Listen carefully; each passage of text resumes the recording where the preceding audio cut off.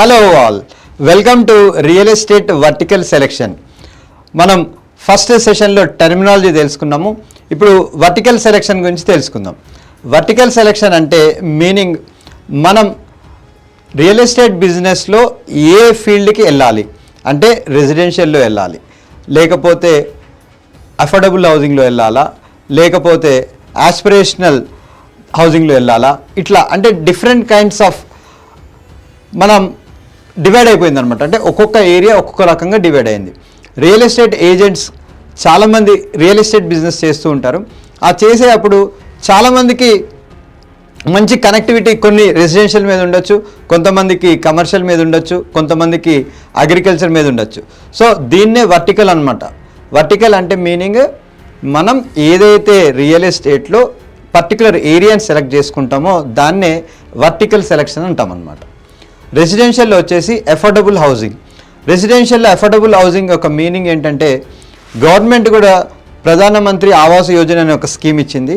ఆ స్కీమ్ ప్రకారము లో బడ్జెట్ అంటే ఒక 30 lakhs, అట్లాగే 40 lakhs, 50 lakhs బడ్జెట్లో తక్కువ స్క్వేర్ ఫీట్స్ అంటే 600 స్క్వేర్ ఫీటు, లేకపోతే 500 స్క్వేర్ ఫీటు, అట్లాగే 800 స్క్వేర్ ఫీటు, 1000 స్క్వేర్ ఫీట్, ఇట్లా సామాన్యులు అంటే లోయర్ మిడిల్ క్లాస్ పీపుల్ అందరికి కూడా అవైలబుల్ ఉండేలాగా అఫోర్డబుల్ హౌసింగ్ స్కీమ్ తీసుకొచ్చిందనమాట.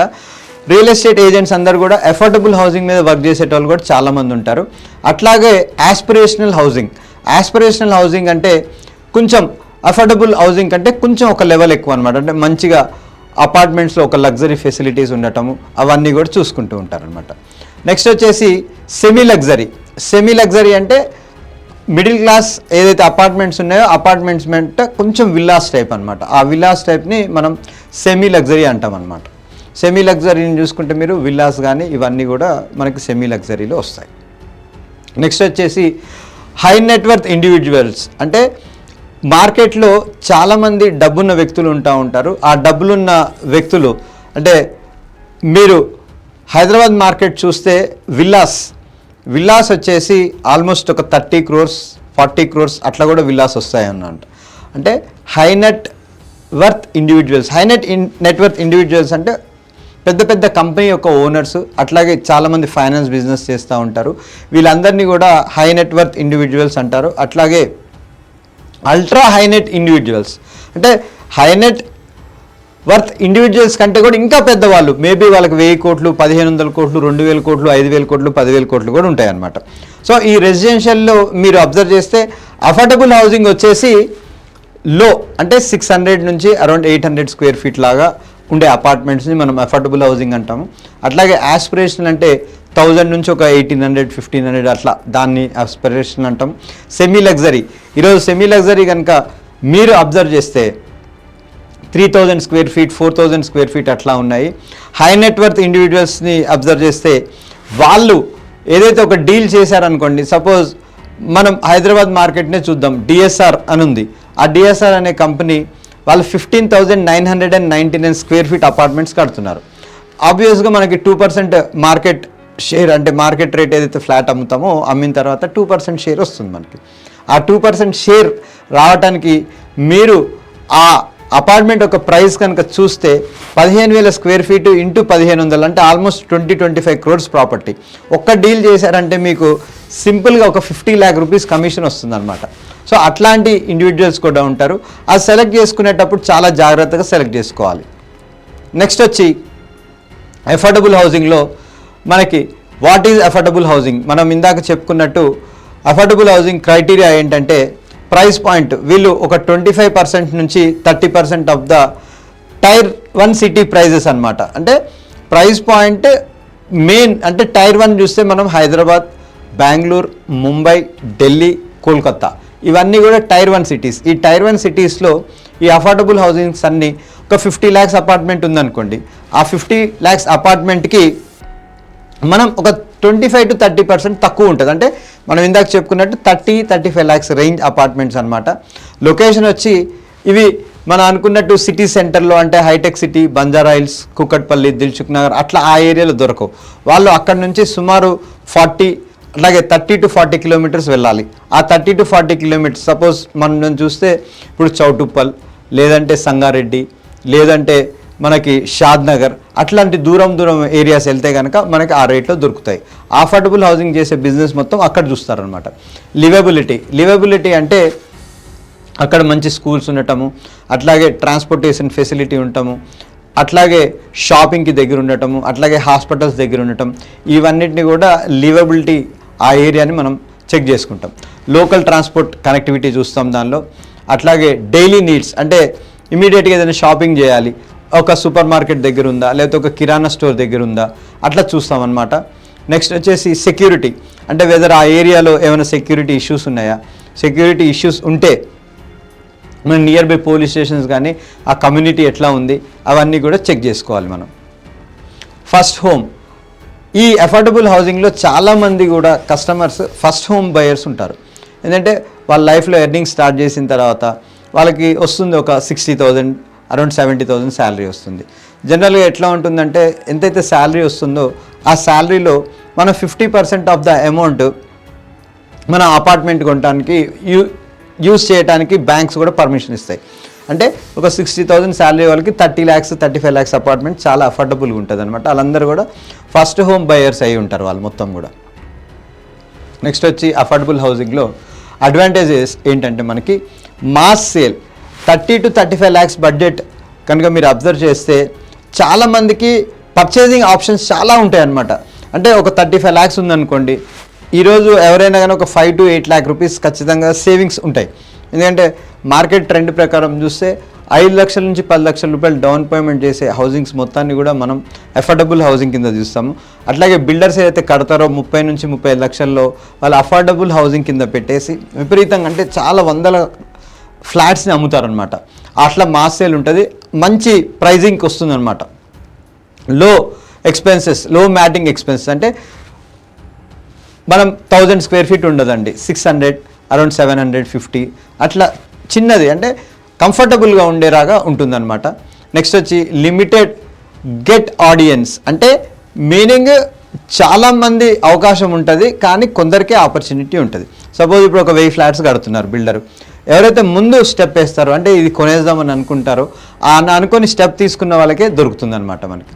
నెక్స్ట్ వచ్చేసి లొకేషన్ స్పెసిఫిక్, ఈ అఫోర్డబుల్ హౌసింగ్ చేసే వాళ్ళు కూడా వాళ్ళు ఏం చేస్తారంటే మాస్ సేల్స్ ఉంటుంది కాబట్టి అందరికీ యాక్సెస్ ఉండేలాగా చాలా లొకేషన్ స్పెసిఫిక్ కూడా మనకి దొరుకుతాయి అన్నమాట.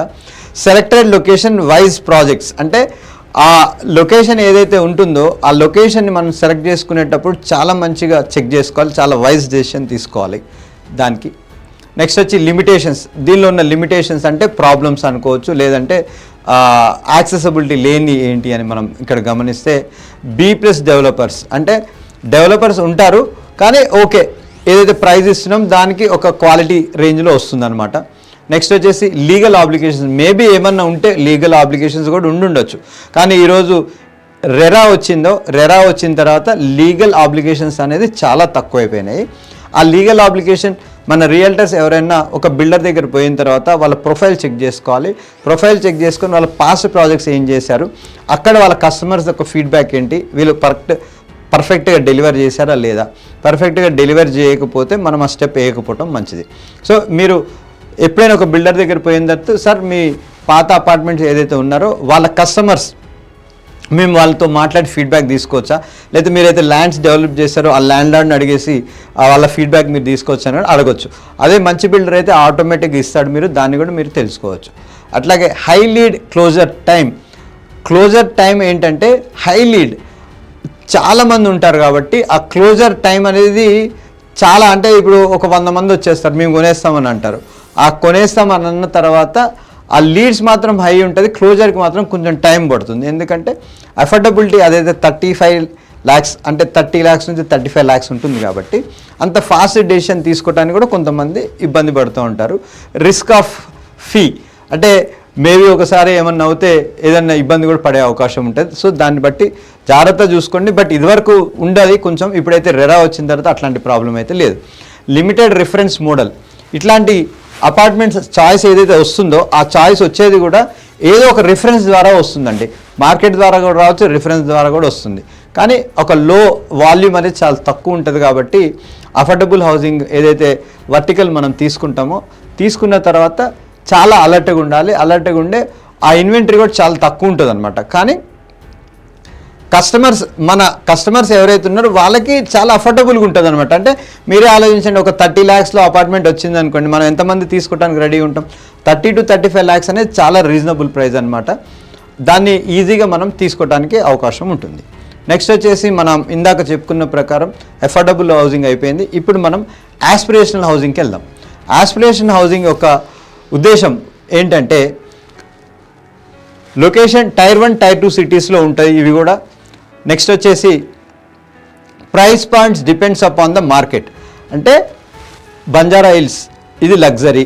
నెక్స్ట్ వచ్చేసి కుక్కట్పల్లి, ప్రగతి నగర్, నిజాంపేట్, అంటే ఇట్లాంటివి ఏదైతే ఉన్నాయో అవి కొంచెం ప్రైస్ పాయింట్ కొంచెం పర్లేదు, అంత మిడిల్ క్లాస్ వాళ్ళకి అందుబాటులో ఉంటాయి, అట్లా ఉంటాయి అన్నమాట. నెక్స్ట్ వచ్చి లివబిలిటీ. అది ఇందాక అనుకున్న ప్రకారం అక్కడ హాస్పిటల్స్ కానీ, కాలేజెస్ కానీ, స్కూల్స్ కానీ, కంపెనీస్ కానీ, ఇట్లా రెస్టారెంట్స్ కానీ, షాపింగ్ మాల్స్ కానీ అన్నీ ఉండే అవకాశానికి చాలా యాక్సెసిబుల్, చాలా దగ్గర ఉంటుంది. అట్లాగే లైఫ్ స్టైల్. ఎవరైతే ఇట్లాంటి సాటర్డే సండేస్ చాలామంది ఐటీ పీపుల్ ఉంటారు. ఐటీ పీపుల్ జాబ్ చేసిన తర్వాత సాటర్డే రోజు పనులు చూసుకోవటం, ఒక మాల్స్కి వెళ్ళటం, ఫ్రైడే రోజు వెళ్ళటం, అవన్నీ చూసుకుంటారు. కాబట్టి ఒక 40 కిలోమీటర్లు 50 కిలోమీటర్లు వచ్చి అట్లా టైం స్పెండ్ చేయకుండా ఉండాలి అంటే ఒక లైఫ్ స్టైల్ని కూడా చెక్ చేసుకునేటానికి ఆస్పిరేషన్ హౌసింగ్ అనేది చాలా important. Distance from office and schools and malls, ఇది చాలా ఇంపార్టెంట్ పాయింట్. మనం ఎప్పుడు తీసుకున్నా కానీ పిల్లలకి ఎంత టైం పడుతుంది స్కూల్కి వెళ్ళటానికి, అక్కడి నుంచి స్కూల్ నుంచి రావడానికి, సడన్గా మనకి ఏమన్నా అయ్యింది అని అంటే పికప్ చేసుకోవటానికి, లేకపోతే మన ఏదన్నా హెల్త్ ఇష్యూస్ వచ్చేస్తే హాస్పిటల్స్కి వెళ్ళటానికి, అట్లాగే మాల్స్ ఎట్లా ఉన్నాయి, రోజు నేను వెళ్ళొచ్చే ఆఫీస్ ఎంత దూరం ఉంది, ఆఫీస్ వెళ్ళిన దగ్గర నుంచి మనం ఎంత ఫాస్ట్గా వచ్చేయగలం, అట్లాగే ఎంత తొందరగా వెళ్ళటానికి వీలుంటుంది అనేది కూడా చెక్ చేసుకోవాలి మనం. దీనిలో అడ్వాంటేజెస్ ఏంటంటే salaried employee easy home loan. ఎవరైతే శాలరీస్ ఎంప్లాయీస్ ఉంటారో వాళ్ళ ఐటీ ఎంప్లాయీసే కావచ్చు, ఫార్మా కావచ్చు, గవర్నమెంట్ ఎంప్లాయీస్ కావచ్చు, ఎవరైతే ప్రైస్ పాయింట్ ఉంటుందో ఆ ప్రైస్ పాయింట్ ఉన్న వాళ్ళకి చాలా ఈజీగా లోన్ శాంక్షన్ అయిపోతుంది అనమాట. ఆస్పిరేషన్ హౌసింగ్లో క్లారిటీ ఆఫ్ థాట్, అంటే వాళ్ళు ఏదైతే కొంటాం అనుకుంటున్నారో ఆ కొంటాం అనేదాన్ని చాలా సింపుల్గా, అంటే వాళ్ళు వెళ్తారు, మీరు కస్టమర్ని తీసుకెళ్తారు, అంటే కొంచెం కన్ఫ్యూజన్ ఉండదు కస్టమర్లో ఒక క్లారిటీ ఉంటుంది. ఓకే, నాకు ఈ బిల్డర్ దగ్గరికి తీసుకెళ్లారు, ఇతను వెళ్ళిన తర్వాత చాలా క్లారిటీగా ఎక్స్ప్లెయిన్ చేశారు, అంటే వాళ్ళ డెసిషన్ తీసుకోవడం కూడా చాలా ఈజీగా ఉంటుంది అనమాట. అట్లాగొచ్చే రైజింగ్ స్టార్, అంటే ఈ బిల్డర్స్ ఎవరైతే ఉంటారో ఈ కొనుక్కునే వాళ్ళకి ఎట్లా ఉంటుందంటే ఎమోషన్, ఓకే ఇక్కడ ఒక మంచి పర్టికులర్ ఏరియాలో కొంటున్నాం, మనం ఈ పర్టికులర్ ఏరియాలో కొంటున్నాం కాబట్టి మనకు కూడా హ్యాపీనెస్ ఉంటుందన్నమాట. దాన్నే రైజింగ్ స్టార్ అంటారనమాట. మ్యాక్సిమం పొటెన్షియల్ బయర్ సెగ్మెంట్, ఇప్పుడు ఐటీ ఫీల్డ్లో కానీ, అట్లాగే ఫార్మా కానీ, అట్లాగే గవర్నమెంట్ కానీ, వీటిలో చాలామంది వాళ్ళు డెస్పరేట్గా చూస్తూ ఉంటారు ఎక్కడ దొరుకుతుంది అపార్ట్మెంట్, ఒక మంచి అపార్ట్మెంట్ కొనాలి అంటే. ఈ ఆస్పిరేషనల్ హౌసింగ్ వర్టికల్లో బిజినెస్ చేసే వాళ్ళందరికీ కూడా వాళ్ళకి నెంబర్ ఆఫ్ పీపుల్ని ఫైండ్ అవుట్ చేయడం చాలా ఈజీగా ఉంటుంది అనమాట. మ్యాక్సిమం రిఫరల్స్, ఇప్పుడు ఒకవేళ మీరు ఒక మంచి కస్టమర్కి ఒక మంచి అపార్ట్మెంట్ ఇప్పించారనుకోండి, మేబీ వాళ్ళ ఫ్రెండ్స్ కూడా మనల్ని అప్రోచ్ అవుతారు. అరే ఇక్కడ ఈ ఏరియాలో ఈ రియల్టర్ ఎవరైతే ఉన్నారో ఈ రియల్టర్ ద్వారా చాలా మంచి డీల్ వచ్చింది, మనకి మంచి అపార్ట్మెంట్, మంచి యాక్సెసిబిలిటీ, మంచి ఎమ్యూనిటీస్ ఉన్నదంతా ఇప్పించాడని చెప్పేసి స్కోప్ ఆఫ్ ద బిజినెస్ చాలా ఎక్కువ ఉంటుందన్నమాట. ఈజీ డెవలపర్ పేమెంట్, ఇప్పుడు బిల్డర్ అపార్ట్మెంట్ అమ్ముతారు, అట్లాగే కస్టమర్ కొంటారు. కస్టమర్ యొక్క ప్రొఫైల్ బాగుంది అనుకోండి, ఆటోమేటిక్గా అతను లోన్ డిస్బర్స్మెంట్ కానీ ఆ లోన్ ప్రాసెస్ కానీ చాలా సింపుల్గా అయిపోతుంది అనమాట. ఇప్పుడు అఫోర్డబుల్ హౌసింగ్లో మేబీ కొన్ని ప్రాబ్లమ్స్ ఉండొచ్చు, అదేంటంటే ప్రతి ఒక్కరికి కొనాలని ఉంటుంది కానీ వాళ్ళు లోన్ సపోర్ట్ చేయకపోవచ్చు. సో ఆ ఎదుర్కొనే ఒక ప్రాసెస్లో మన ఇబ్బందులు కూడా ఉంటాయి. కానీ ఆస్పిరేషన్ హౌసింగ్ కనుక మీరు చూస్తే వాళ్ళకి సర్టెన్ క్రైటీరియా ఏదైతే ఉంటుందో, శాలరీ స్లిప్స్, ఐటీ రిటర్న్స్, అట్లాగే బ్యాంక్ స్టేట్మెంట్స్ అన్నీ కూడా మ్యాచ్ అవుతాయి. మ్యాచ్ అవటం వల్ల చాలా ఈజీగా మనకి లోన్ వచ్చే అవకాశం ఉంటుంది. దీనిలో లిమిటేషన్స్ చూద్దాం మనం. క్యాలిక్యులేటివ్ డిసిషన్ మేకర్, చాలామంది ఏం చేస్తారంటే ఒక 50 లక్షల అపార్ట్మెంట్ కొనాలి, మనం ఆ 50 లక్షల అపార్ట్మెంట్ కొనాలి అని అంటే వస్తారు, మీరు 40 lakhsకి ఇస్తారని అడుగుతారు. వాళ్ళు ఎంత క్యాలిక్యులేటెడ్గా ఉంటారంటే ఓకే ల్యాండ్ ప్రైస్ ఇంత ఉంది, ఇక్కడ అపార్ట్మెంట్ కన్స్ట్రక్షన్ ఇంత ఉంది, ఇక్కడ మార్కెట్ వాల్యూ ఇట్లా ఉంది అని అట్లా మాట్లాడుతూ ఉంటారు అనమాట. అట్లా వచ్చినప్పుడు మనం చాలా జాగ్రత్తగా ఆలోచించి, సార్ ఇక్కడ ఉన్న మార్కెట్ వాల్యూ కానీ ఇక్కడ ఉన్న కన్స్ట్రక్షన్ వాల్యూ ప్రకారం this is the best offer sir, ఎందుకంటే మార్కెట్లో ఇంతకంటే బెస్ట్ ప్రైస్ మనకి దొరకదు. సో అట్లా మనం కన్విన్స్ చేయాలి, కానీ వాళ్ళు చెప్పినట్టు ఏదో క్యాలిక్యులేటెడ్ డిసిషన్ మేకర్స్ కూడా మనం కన్విన్స్ చేయాలి.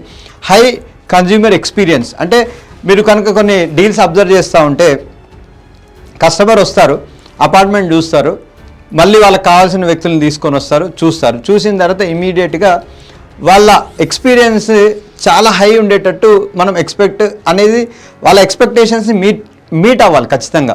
3 generations డెసిషన్ మేకింగ్. వాళ్ళు ఒక అపార్ట్మెంట్ కొనేటప్పుడు లేదంటే ఒక ప్లాట్ కొనేటప్పుడు ప్రతి కస్టమర్ కూడా ఏం ఆలోచిస్తాడంటే, నేను ఇప్పుడు ఇది కొన్న తర్వాత నాకు ఇంకా ఎన్ని రోజులు ఇది లైఫ్ ఇవ్వగలుగుతుంది. ఒక ప్లాట్ అనుకోండి, అదేం ప్రాబ్లం లేదు, అది పాడేది కాదు, అట్లాగే ఏవి మనల్ని ఇబ్బంది పెట్టేది ఏమి ఉండదు. ఒక అపార్ట్మెంట్ తీసుకున్నాం అనుకోండి, మనం ఉండాలి, మన పిల్లలు ఉండాలని కూడా ఆలోచిస్తాం. సో ఆ డెసిషన్ తీసుకునేటప్పుడు మనం అందరం కూడా చాలా క్లియర్గా అబ్జర్వేషన్ ఏం చేయాలి అంటే, ఒక 3 generations వాళ్ళ సెక్యూరిటీగా ఉండాలనేది చూడాలి. ఇప్పుడు మా మదర్ ఉన్నారు, ఒకవేళ మా ఫాదర్ ఉన్నారు, వాళ్ళు ఏం చేశారు, ఒక ల్యాండ్ కొన్నారు, వాళ్ళు అది ఎంజాయ్ చేశారు, తర్వాత వాళ్ళు మా మదర్ ఫాదర్ ఎంజాయ్ చేశారు, తర్వాత మేము ఎంజాయ్ చేసాం, తర్వాత మేబీ దాన్ని మా పిల్లలకి కూడా ఇచ్చే అవకాశం ఉంటుందన్నమాట. అట్లాగే వచ్చేసి బ్రోకర్, మీడియేటర్ వర్సెస్ కన్సల్టెంట్. ఈ లిమిటేషన్ ఏంటంటే, మార్కెట్లో బ్రోకర్ అన్నా, మీడియేటర్ అన్నా, కన్సల్టెంట్ అన్నా ఏదైనా ఒకటే పదం అండి. కాకపోతే ఈ రోజున్న రియల్ ఎస్టేట్లో రెరా వచ్చిన తర్వాత రియల్ ఎస్టేట్ ఏజెంట్ అనే పదం చాలా ఎక్కువగా వాడుతూ ఉన్నారు. బ్రోకర్ అన్నా, మీడియేటర్ అన్నా, కన్సల్టెంట్ అన్నా, ఈ 3 పదాలు కూడా మనకి ఇంటర్నేషనల్ మార్కెట్లో చాలా ఎట్లా చెప్పాలంటే చాలా హై పేయింగ్ జాబ్స్ అండి ఇవి. ఫారెన్లో ఏ అపార్ట్మెంట్ కానీ ఏ డీల్ జరగాలని వితౌట్ మీడియేటర్ జరగదు. కానీ మన దగ్గర ఒక చిన్న ఇబ్బంది ఉంది కాబట్టి ఏజెంట్ అని చెప్తాం మనం. అట్లా కాకపోయినా మీరు బ్రోకర్, మీడియేటర్ వర్సెస్ కన్సల్టెంట్ అంటే ఏదైనా కానీ ఒకటే, పేరు మాత్రం జస్ట్ డెఫినేషన్లో చేంజ్ ఉంది. అట్లాగే కన్ఫ్యూజన్ రేషియో, ఇందాక మీకు చెప్పినట్టు అపార్ట్మెంట్ ప్రైజ్ వాళ్ళ ఒక 4 అపార్ట్మెంట్ బిల్డర్స్ దగ్గరికి వెళ్తారు, వెళ్ళి అక్కడ ఒక ప్రైజ్ ఉంటుంది, ఇక్కడ ఒక ప్రైజ్ ఉంటుంది, ఇంకో దగ్గర ఇంకో ప్రైజ్ ఉంటుంది. కానీ మన కస్టమర్స్ని మనం ఎట్లా కన్విన్స్ చేయాలంటే, క్వాలిటీ ఎప్పుడైతే క్వాలిటీ ఉంటుందో ఆ క్వాలిటీ ఉన్న బిల్డరు పక్కన అతను తక్కువకి ఇచ్చినా కానీ ఆయన కేర్ చేయడు. ఎందుకంటే ఈ రోజున్న ఫెసిలిటీ ప్రకారం, రెరా ప్రకారం 5 years వాళ్ళు సర్వీస్ అగ్రిమెంట్ ఉంటుంది మనకి. క్వాలిటీ వాళ్ళు కరెక్ట్ చేయలేదు అనుకోండి, డబ్బులు తగ్గియచ్చు, మనకంటే ఒక 3 లక్షలు తక్కువ ఇవ్వచ్చు. కస్టమర్ ఆటోమేటిక్ కన్ఫ్యూజ్ అయిపోయి అక్కడికి వెళ్ళిపోతాడు అనమాట. సో అక్కడ మనం ఇబ్బంది పడేది ఏం లేదు, ఎందుకంటే ఆ డెసిషన్ వల్ల వాళ్ళు నష్టపోతున్నారు కానీ మనం నష్టపోవట్లేదు. ఓకే, నెక్స్ట్ వచ్చేసి సెమీ లగ్జరీ సెగ్మెంట్ వెళ్దామండి మనం. What is semi luxury? ఈ సెమీ లగ్జరీ యొక్క క్రైటీరియా ఏంటి? ఈ సెమీ లగ్జరీ అపార్ట్మెంట్స్ కూడా సీనియర్ కార్పొరేట్స్ అంటే ఏదైతే కంపెనీస్, పెద్ద పెద్ద కంపెనీస్ ఉంటాయో ఆ కంపెనీస్ 50 lakhs అబోవ్ అంటే అంతంత ఇన్కమ్, అంటే మనము ప్రతి నెల 3 లక్షలు 2 లక్షలు శాలరీస్ అట్లా ఉంటుంది కదండి, వీళ్ళకి 50 lakhs అంటే ఇయర్లీ 5 కోట్లు 6 కోట్లు అట్లా అలాంటి శాలరీ సెగ్మెంట్లో ఉంటారనమాట వీళ్ళందరూ కూడా. వాళ్ళు చాలా హై ప్రిఫరెన్స్ సెక్యూరిటీకి ఇస్తారు, అంటే కమ్యూనిటీతో ఏమేమి ఇవి ఉన్నాయి, సెక్యూరిటీస్ ఉన్నాయి అనేది చెక్ చేస్తారు. నెక్స్ట్ వచ్చేసి మనకి కమ్యూనిటీలో సెక్యూరిటీతో పాటు వాళ్ళు ఏం చూస్తారంటే లైఫ్ స్టైల్, అంటే వెదర్ ఇక్కడ ఒక క్లబ్ హౌస్ ఉందా, మనకి యోగా మెడిటేషన్ హాల్ ఉందా, లేదంటే ఒక స్విమ్మింగ్ పూల్ ఉందా, గ్రీనరీ ఉందా, వాకింగ్ ట్రాక్ ఉందా, ఇదంతా కూడా ఏంటంటే వాళ్ళు డబ్బు సెమీ లగ్జరీ వాళ్ళు చాలా వరకు సెక్యూరిటీ అండ్ లైఫ్ స్టైల్కి ప్రిఫరెన్స్ ఇస్తారనమాట. అంటే వాళ్ళు ఒక స్థాయికి వచ్చేసారు కాబట్టి they want to spend their money for life style. ఆ లైఫ్ స్టైల్ మనకి ఉందా లేదా అని చెక్ చేసుకోవాలి. అట్లాంటి కస్టమర్స్ని మనం ఫైండ్ అవుట్ చేసేటప్పుడు మనం మంచి బిల్డర్ని, అంటే ఇట్లాంటి ఫెసిలిటీస్ ఏమేమి ఉన్నాయి, మీరు ఉన్నారు ఒక 5 crores అపార్ట్మెంట్ అమ్మేయాలనుకున్నారు, 5 crores అపార్ట్మెంట్ అమ్మేయాలనే అతని లైఫ్ స్టైల్ తెలియాలి అని అంటే అతని అభిరుచులు మనం తెలుసుకోవాలి, వాళ్ళతో మాట్లాడాలి. అట్లాంటి వాళ్ళు ఒక 10 మందితో మాట్లాడాలి. సపోజ్ ఒక వ్యక్తి సుశీలే ఉన్నాడు, ఒక 5 కోట్ల అపార్ట్మెంట్ కొందాం అనుకున్నాడు. సుశీల్ దగ్గర ఆ లైఫ్ స్టైల్ తెలుసుకునే ముందే మనకి ఎవరెవరు ఉన్నారో ఆ లైఫ్ స్టైల్ ఉన్న వాళ్ళు తెలుసుకొని వాళ్ళ ఒక అభిరుచులు తెలుసుకొని, సార్ మీరు ఏ రేంజ్లో అయితే అపార్ట్మెంట్ కొందాం అనుకుంటున్నారు, మీరు ఏమేమి ఫెసిలిటీస్ తెలుసుకుందాం అనుకుంటున్నారు, ఆ ఫెసిలిటీస్ ఏంటో మాకు కూడా చెప్తే మేము కూడా ఫైండ్ అవుట్ చేస్తామని చెప్పాలన్నమాట. నెక్స్ట్ వచ్చి ఎమ్యూనిటీస్, ఇందాక చెప్పుకున్నట్టు మనం సెక్యూరిటీస్ కానీ, తర్వాత పార్క్స్ కానీ, గ్రీనరీ కానీ ఇవన్నీ కూడా చెక్ చేస్తారనమాట. పార్కింగ్, ఆబ్వియస్గా ఈరోజు పార్కింగ్ ఎంత సమస్య మీ అందరికీ కూడా తెలుసు. ఆ విల్లాస్లో ఆ ఇబ్బంది కూడా ఏముండదు. సో ఈ పాయింట్స్ అన్నీ మీరు మైండ్లో పెట్టుకోవాలి. మనం ఒక సెమీ లగ్జరీ వర్టికల్ కనుక మనం డీల్ చేస్తున్నామంటే ఈ అన్నీ మనం ప్లాన్ చేసుకొని ఒక షీట్లో రాసుకొని ఇవన్నీ మ్యాచ్ అవుతున్నాయా లేదనేది మనం చెక్ చేసుకోవాలన్నమాట. నెక్స్ట్ వచ్చేసి పర్సనల్ ప్రిఫరెన్స్. కొంతమంది ఏం చెప్తారు, నాకు నార్త్ ఈస్ట్ కావాలంటారు, కొంత ఈస్టే కావాలంటారు, కొంత వెస్టే. అంటే ఇది ఏదైతే నేను పాయింట్స్ చెప్తున్నానో ఈ పాయింట్స్ అన్నీ కనుక మీరు గమనించి వాళ్ళ దగ్గర నుంచి ఫీడ్బ్యాక్ తీసుకొని ఎప్పుడైనా సేల్ చేసేటప్పుడు మీరు ఏం ఆలోచించాలంటే, నేను ఇట్లాంటి కస్టమర్స్ వచ్చినప్పుడు ఎట్లా చెప్తానంటే, క్వశ్చన్స్ ఎక్కువ మీరు అడగద్దు, వాళ్ళ దగ్గర నుంచి ఆన్సర్స్ రావాలి. సార్ మీకు ఎట్లాంటిది కావాలి, మీకు ఎట్లాంటిది కావాలి అని చెప్పి ఆయన క్వశ్చన్స్ అడుగుతూ ఉంటే మనకి క్లారిటీ వస్తుంది. మనం ఏదైనా క్వశ్చన్ అడిగామనుకోండి, నాకు ఇష్టం లేదు అంటాడు, లేకపోతే నాకు వద్దు అంటాడు. అట్లా కాకుండా సార్ మీ రిక్వైర్మెంట్ ఏంటి, మీరు ఏ లొకేషన్ కావాలనుకుంటున్నారు, ఎట్లాంటి లొకాలిటీలో ఎట్లాంటి ప్రిఫరెన్స్ ఉండాలనుకుంటున్నారు అని చెప్పేసి మీరు ఇవన్నీ అడుగుతూ ఉంటే వాళ్ళ దగ్గర నుంచి ఏదైతే ఆన్సర్స్ వస్తాయో దాన్ని బట్టి మనకి క్లారిటీ వస్తుంది. ఇప్పుడు సెమీ లగ్జరీ కాన్సెప్ట్ కనుక మీరు చూసుకుంటే చాలా వరకు వాళ్ళ కమ్యూనిటీకి ప్రిఫరెన్స్ ఇస్తారు. అంటే నా నైబర్హుడ్ ఎవరు ఉంటున్నారు, నా నైబర్హుడ్ ఒక లైఫ్ స్టైల్ ఎట్లా ఉంటుంది, నా నైబర్హుడ్ ఒక ఫీలింగ్స్ ఎట్లా ఉంటాయి, అవన్నీ కూడా గమనిస్తారనమాట. సో ఆ అపార్ట్మెంట్, సపోజ్ నేను ఒక ఎగ్జాంపుల్ చెప్తాను మీకు, లోదా బెలీజా తీసుకుందాం. లోదా బెలీజాలో అపార్ట్మెంట్ ఒక మోడల్ ఫ్లాట్ చూడాలి అంటే బై ఇన్విటేషన్ ఇస్తారు వాళ్ళు. బై ఇన్విటేషన్ అంటే మీనింగ్ ఏంటి, ఫస్ట్ మనకి ఏదైతే ఏజెంట్ ఉంటాడో ఆ ఏజెంట్ మనతో మాట్లాడతాడు. మాట్లాడిన తర్వాత ఒక కంపెనీ ప్రొఫైల్ అంటే ఒక ఫామ్ పంపిస్తాడు. సార్ మీ ఫామ్ నా దగ్గరకు పంపిస్తే మా టీం ఒకసారి చెక్ చేస్తుంది, మీ ఐటీ రిటర్న్స్ ఎంత కడుతున్నారు, మీ బిజినెస్ ఎంత, మీ టర్నోవర్ ఎంత, మీ దగ్గర ఎంప్లాయీస్ ఎంతమంది ఉన్నారు, అవన్నీ చూసిన తర్వాత మీకు అపాయింట్మెంట్ దొరుకుతుంది మోడల్ ఫ్లాట్ చూడటానికి. మోడల్ ఫ్లాట్ మీరు చూస్తానికి వెళ్తారు కదా, వెళ్ళిన తర్వాత సార్ ఇప్పుడు ఈ ఏరియాలో ఎవరెవరు ఫ్లాట్ బుక్ చేస్తారో చూపిస్తాను చూడండి అని చెప్పి ఒక నెంబర్ ఓపెన్ చేస్తాడు. సపోజ్ జగపతి బాబు గారు ఉన్నారు, ఆయన ఉంటాడు, ఇంకొకరు చేస్తారు. అంత హై ప్రొఫైల్ వాళ్ళు ఉంటారు అనమాట. ఆ ప్రొఫైల్ కాన్ఫిడెన్స్ ఎందుకు చూపిస్తారంటే వాళ్ళు అట్లాంటి వాళ్ళు మనతో ఉంటే మన సర్కిల్ అనేది మంచిగా ఉంటుందని ఆలోచిస్తారనమాట. సో నైబర్హుడ్ అనేది చాలా ఇంపార్టెంట్ మనకి. అప్గ్రేడ్, చాలామంది ఈ లగ్జరీ స్థాయికి ఎప్పుడు వస్తారంటే అఫోర్డబుల్ హౌసింగ్ అట్లాగే యాస్పిరేషనల్ హౌసింగ్. ఈ యాస్పిరేషనల్ హౌసింగ్ అయిన తర్వాత వాళ్ళ ఇన్కమ్ పెరుగుతూ ఉంటుంది. ఇన్కమ్ పెరిగిన తర్వాత వాళ్ళని అప్రోచ్ అయ్యి సార్ ఇట్లా అప్గ్రేడ్ చేసుకుందాం అనుకుంటున్నారా, మీకు మంచి ఆఫర్ ఉంది అని చెప్పేసి అట్లాంటి సెమీ లగ్జరీ ప్రాపర్టీస్ని కూడా మనం చూపించవచ్చు అనమాట. దీనిలో ఉన్న అడ్వాంటేజెస్ అంటే బిజినెస్ ఓనర్, వీళ్ళు శాలరీడ్ కానీ బిజినెస్ ఓనర్ కానీ హై నెట్వర్త్ అంటే ఇన్కమ్ బాగుంటుంది కాబట్టి లోన్ అనేది చాలా ఈజీగా అయిపోతుంది ఇబ్బంది లేకుండా. వాట్ హీ వాంట్స్, వాళ్ళు చాలా క్లియర్గా ఉంటారు. నాకు ఇట్లా సిస్టమ్ కావాలి, నాకు ఒక నార్త్ ఫేస్ కావాలి, స్విమ్మింగ్ పూల్ వ్యూ కావాలి, నాకు ఈ లెవెల్లో కావాలి అనేది వాళ్ళైతే క్లారిటీ ఉంటుందో మనం పెద్ద కన్ఫ్యూజన్ ఉండదు. అట్లాగే అఫోర్డబుల్ అయితే కన్ఫ్యూజన్ ఉంటుంది అనమాట. క్విక్ డెసిషన్ మేకర్, ఒకసారి నచ్చింది, ప్రొఫైల్ నచ్చింది, బిల్డర్ ప్రొఫైల్ నచ్చింది, ఇట్లా ఎమ్యూనిటీస్ నచ్చాయి, తర్వాత లొకేషన్ నచ్చింది, ఇమీడియట్గా చాలా వాటికి ఆన్ టైం పేమెంట్ వచ్చేస్తారు, చూస్తారు, ఓకే ఇది బాగుందని చెప్పేసి అక్కడే చెక్ రాస్తారనమాట. అంటే ఎంత మంచిగా ఉంటుంది చూడండి. సెమీ లగ్జరీ వాళ్ళతో డీల్ చేస్తే వాళ్ళ అభిరుచులు, వాళ్ళ ఏదైతే కావాలని కోరుకుంటున్నారో అవన్నిటినీ మనం ఇన్వైట్ చేసుకొని అట్లాంటి బిల్డర్ దగ్గరికి అప్రోచ్ అయ్యి వాళ్ళని తీసుకొని వెళ్ళామనుకోండి, అక్కడ చూపించిన దగ్గరే చెక్ ఇచ్చేటోళ్ళు చాలామంది ఉంటారు. అంటే ఆ లెవెల్ ఆఫ్ క్లారిటీ ఉంటుందన్నమాట. ఆ క్లారిటీ ఉన్న వాళ్ళ ద్వారా పేమెంట్ అనేది చాలా సింపుల్గా వచ్చేస్తుంది. ఆయన ఒక్కడు కొన్నాడు అనుకోండి, ఆయన ఒక్కడే కొని ఆగిపోడండి. ఇక్కడ ఈ సూపర్ సెమీ లగ్జరీలో మనకున్న అడ్వాంటేజ్ ఏంటంటే ఒక్క కస్టమర్ని కనుక గట్టిగా మనం పట్టుకోగలిగితే అతని ద్వారా రెఫరెన్స్లు వచ్చే అవకాశం కూడా మనకు ఉంటుంది. దీనిలో కూడా కొన్ని లిమిటేషన్స్ ఉంటాయండి. Very selective to the point. వాళ్ళు ఏదైతే పాయింట్ చెప్తారో దాని మీద స్టిక్ అయి ఉంటారండి, ఇంక వేరేది వినరు వాళ్ళు.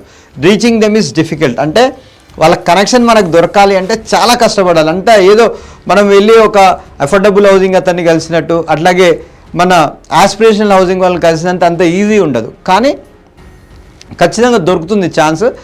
డిఫికల్టీగా ఉంటుంది.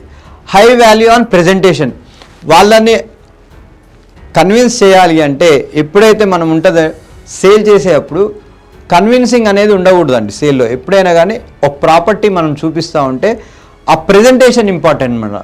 ఆ ప్రెజెంటేషన్లో వాళ్ళకి ఏమొస్తుంది అంటే, మనం ఇప్పుడు ప్రాపర్టీ అమ్ముతున్నప్పుడు మనం ఏం చేస్తామంటే సార్ ఇట్లా బాగుంటుంది కొనండి, అట్లా బాగుంటుంది కొనండి, లేకపోతే ఈ ఫెసిలిటీ ఉంది కొనండి, అది చెప్పొద్దు మనం. దీనిలో అవుట్కమ్స్ అంటే ఇది చేయటం వల్ల ఇట్లా అడ్వాంటేజెస్ ఉన్నాయి, ఇట్లా అడ్వాంటేజెస్ ఉన్నాయి, దీనికి ఈ డిస్టెన్స్ ఉంది, ఇక్కడ ఈ డిస్టెన్స్ ఉంది అంటే అతన్ని ప్రెజెంటేషన్ ఇచ్చే దానిలోనే ఆయనకి ఆల్మోస్ట్ మనకి సెలెక్షన్ వచ్చేస్తుంది అనమాట.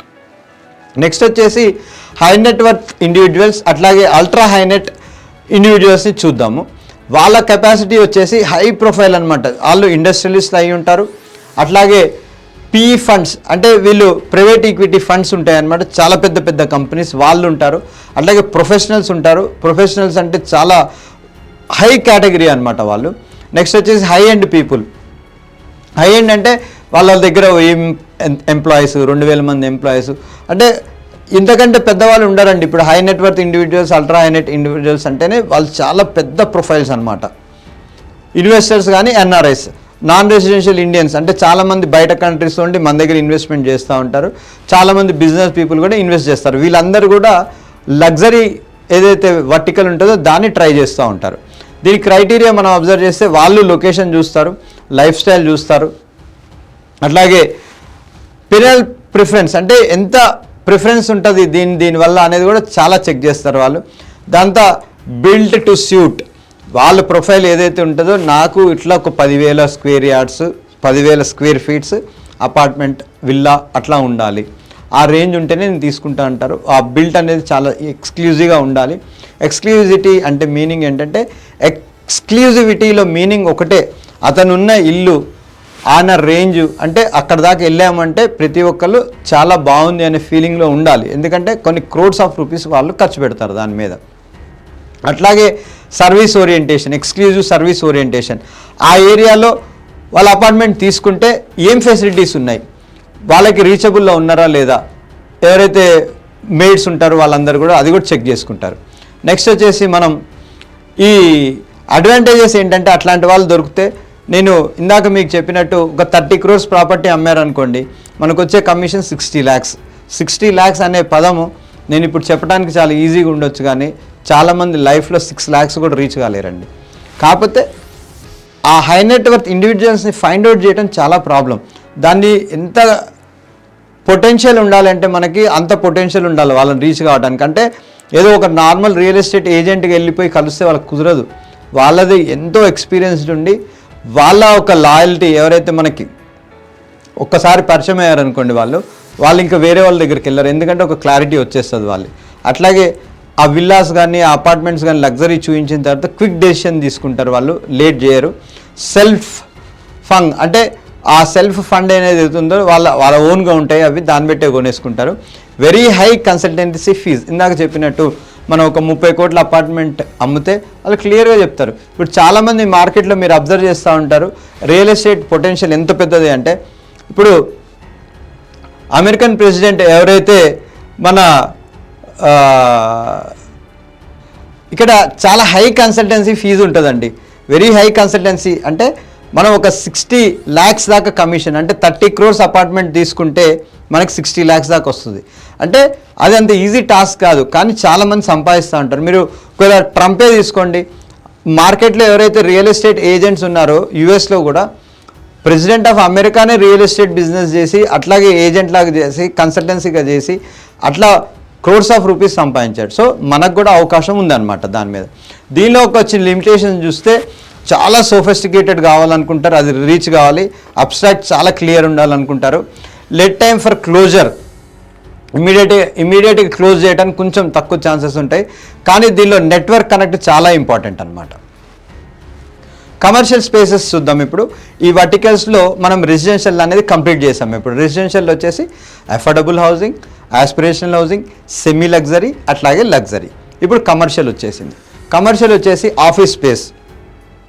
ఇప్పుడు మార్కెట్లో చాలా బూమింగ్ ఏముంది అంటే ఆఫీస్ స్పేస్, అంటే థౌజండ్స్ ఆఫ్ స్క్వేర్ ఫీట్స్ కడుతున్నారు.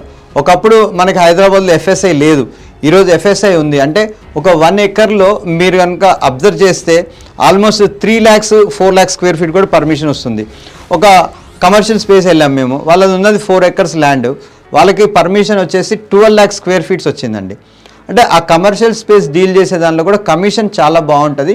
ఇక్కడ అడ్వాంటేజ్ ఏంటంటే కమర్షియల్ స్పేస్ డీల్ చేయడంలో రెంటల్ ప్రాపర్టీ, అంటే రెంట్ మేబీ మీరు ఒక 25 lakhs ఇన్వెస్ట్ చేశారనుకోండి, మీకు ఒక 15,000 దాకా రెంట్ వచ్చే అవకాశం ఉంటుంది. అంటే హ్యూమన్ సైకాలజీ ఎట్లా ఉంటుందంటే, ఒకళ్ళు ఓన్లీ అగ్రికల్చర్ ల్యాండ్సే ఇష్టపడుతూ ఉంటారు, ఒకళ్ళు ఓన్లీ అపార్ట్మెంట్సే ఇష్టపడుతూ ఉంటారు, ఒకళ్ళు ఓన్లీ ప్లాట్సే ఇష్టపడుతూ ఉంటారు, ఒకళ్ళు ఓన్లీ కమర్షియల్ స్పేసెస్ ఇష్టపడుతూ ఉంటారు. ఎందుకంటే వాళ్ళు ఇమీడియట్ డబ్బులు స్పెండ్ చేస్తారు, స్పెండ్ చేసిన ఇమీడియట్గా వాళ్ళకి రెంట్ రావాలనుకుంటారు. సో ఆ కేటగిరీలో కనుక మీరు అబ్జర్వ్ చేస్తే రీటైల్ షాప్స్ ఉంటాయి, అయితే కమర్షియల్ స్పేస్ ఉంటుందో ఆ కమర్షియల్ స్పేస్లో లాకబుల్ స్పేస్, అన్లాకబుల్ అని చెప్పి కూడా ఇప్పుడు అమ్ముతున్నారు.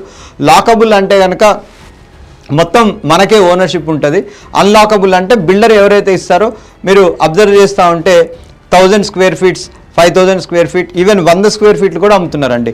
అంటే మీరు ఇది ఒక లో ఇన్వెస్ట్మెంట్, ఒక 15 లక్షలు ఇన్వెస్ట్మెంట్ చేయాలంటే మీరు మార్కెట్లో కనుక రీసెర్చ్ చేస్తే 15 లక్షల రూపాయల ఇన్వెస్ట్మెంట్కి అరౌండ్ 8 to 10,000 రెంట్ వచ్చే కూడా ఉన్నాయి విత్ ఆల్ కంప్లైంట్స్. అంటే రెరా ఉంటుంది, అగ్రిమెంట్ ఉంటుంది, సేల్ ఉంటుంది, అవన్నీ కూడా ఉంటాయి.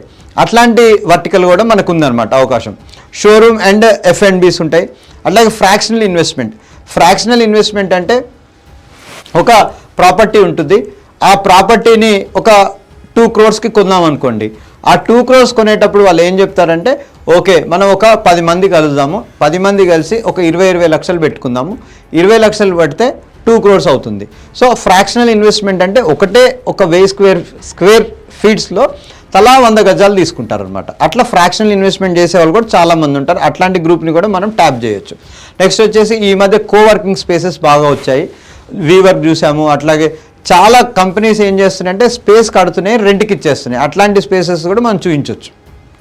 నెక్స్ట్ వచ్చేసి మనకి ఆఫీస్ స్పేస్, కమర్షియల్ మొత్తం కూడా ఓన్లీ షాపింగ్ టైప్ అనమాట. షాపింగ్లో నుంచి మాల్స్ దగ్గర నుంచి చాలా పెద్ద ఇప్పుడు ఎట్లా వచ్చేసాయంటే సినిమా థియేటర్స్ వచ్చేసాయి దానిలోనే, అట్లా ఉంటుంది అనమాట. నెక్స్ట్ వచ్చేసి ఆఫీస్ స్పేస్ వచ్చేసి సెగ్మెంట్ SME, MSME, ఇండస్ట్రీస్. ఈ ఆఫీస్ స్పేస్ చాలామంది చూస్తూ ఉంటారు. ఆ చూసే వ్యక్తులలో మనం ఎవరైతే ఫైండ్ అవుట్ చేయాలో వాళ్ళు SME వాళ్ళు, అట్లాగే MSME వాళ్ళు, అట్లాగే ఇండస్ట్రీస్, వీళ్ళని కనుక మనము కరెక్ట్గా ఫైండ్ అవుట్ చేస్తే వాళ్ళు ఆఫీస్ స్పేస్ కొనడానికి ఇంట్రెస్ట్ చూపిస్తారు. వాళ్ళు ఇమీడియట్గా బై చేస్తారు, బై చేసిన తర్వాత ఇమీడియట్ లీజ్కి ఇస్తారు. ఆ బై అండ్ లీజ్ అనే దానిలో వాళ్ళకి చాలా మంచిగా ఫీలింగ్ ఉంటుంది అనమాట. ఓకే నేను బై చేసిన తర్వాత లీజ్ చేశాను అని చెప్పి. నెక్స్ట్ వచ్చేసి లొకేషన్ ప్రిఫరబుల్ లొకేషన్ కావాలి. ఇప్పుడు చాలా మటుకు ఆఫీస్ స్పేసెస్ చాలా దూరం కట్టారనుకోండి, అది వాల్యూ ఉండదు. ఇప్పుడు సపోజ్ ఒక కమర్షియల్ స్పేస్ ఉంది, ఆఫీస్ స్పేస్ వెళ్ళిపోయి నేను షాద్నగర్లో కడతాను అన్నారు అనుకోండి, అది వర్కౌట్ కాదు, అంటే బిల్డర్కే వయబుల్ కాదు. మీరు ఎప్పుడైతే ఈ ఆఫీస్ స్పేస్ వర్టికల్లో మీరు పనిచేస్తూ ఉంటారో ఆ పనిచేసేటప్పుడు ముందే మీకు క్లారిటీ ఉండాలి. అది మంచి లొకేషన్లో ఎట్ ఎనీ కాస్ట్, అంటే 365 డేస్లో ఎప్పుడైనా కానీ దానికి రెంట్ వచ్చేటట్టు ఉండాలి. ఆ రెంట్ వచ్చే ప్రాపర్టీని డీల్ చేస్తే దానిలో కూడా మంచి కమిషన్ వస్తుంది. చాలామంది మార్కెట్లో ఎట్లా ఉన్నారంటే ఇప్పుడు మీరు అనుకుంటారేమో ఓకే నేను ఒక కమర్షియల్ అంటే ఒక ఆఫీస్ స్పేస్ నేను డీల్ చేస్తే బిల్డర్ నాకు కమిషన్ ఇస్తారని అనుకుంటారు. అది తప్పండి. చాలామంది మార్కెట్లో ఎట్లా ఉన్నారంటే ఒకటే ఏజెంట్ ఆఫీస్ స్పేస్ అమ్మిన బిల్డర్ దగ్గర నుంచి కమిషన్ తీసుకుంటున్నాడు, అట్లాగే ఎవరైతే బయర్ ఉన్నాడో బయర్ దగ్గర కూడా కమిషన్ తీసుకుంటున్నాడు. అంటే ఒక 2 lakh ప్రాపర్టీ మీరు కనుక డీల్ చేస్తే 4 lakh రూపీస్ బిల్డర్ ఇస్తున్నాడు, అట్లాగే 4 lakh రూపీస్ బయర్ కూడా ఇస్తున్నారు. అంటే ఇట్స్ ఆల్ డిపెండ్స్ ఆన్ మన సర్వీస్.